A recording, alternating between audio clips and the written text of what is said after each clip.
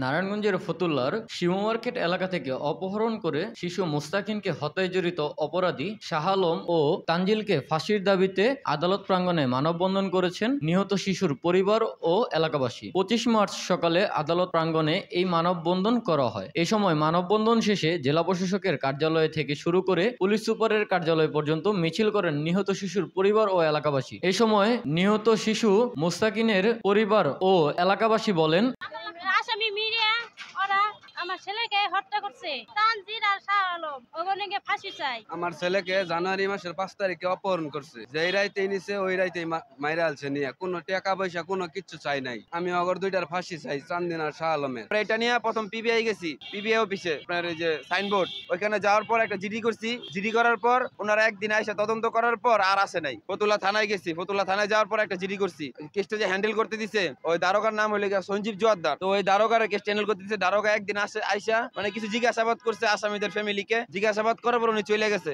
চলে যাওয়ার পর এই কেসটা উনি নিয়ে আর মানে আগাই নাই। দীর্ঘ আর কি 2 মাস চলে গেছে, উনি কেসটা দেখে নাই। এসপি অফিসে আসছি, এসপি অফিসে আসার পর ওইখান থেকে আমাদের থানায় বলছে একটা মামলা করো। আমরা ফতুল্লা থানায় একটা মামলা করি। মামলা করার পর আমাদের ফতুল্লা থানায় নতুন একটা এসআই আসছে, নাম হইলে রফিকুল ইসলাম। উনি কেসটা হাতে পাওয়ার পর উনি বলতেছে যে এতদিন হয়ে গেছে তোমরা কিছু করো নাই কেন। সব ঘটনা খুলে বললাম। উনি বলছে যে কোনো টাকা পয়সা লাগবো না, কোনো কিছু লাগবো না, তোমার যা খরচ হয় সব আমি খরচ করবো। আর এই আসামিদের কিভাবে ধরা লাগে, যা করা লাগে সবকিছু করবো। আর উনি নিজের টাকা ভাইঙা এই আসামিদের ধরছে। এদের বাচ্চার মুস্তাকিন হত্যাকারীদের আমরা নির্মম ভাবে ফাঁসি চাই।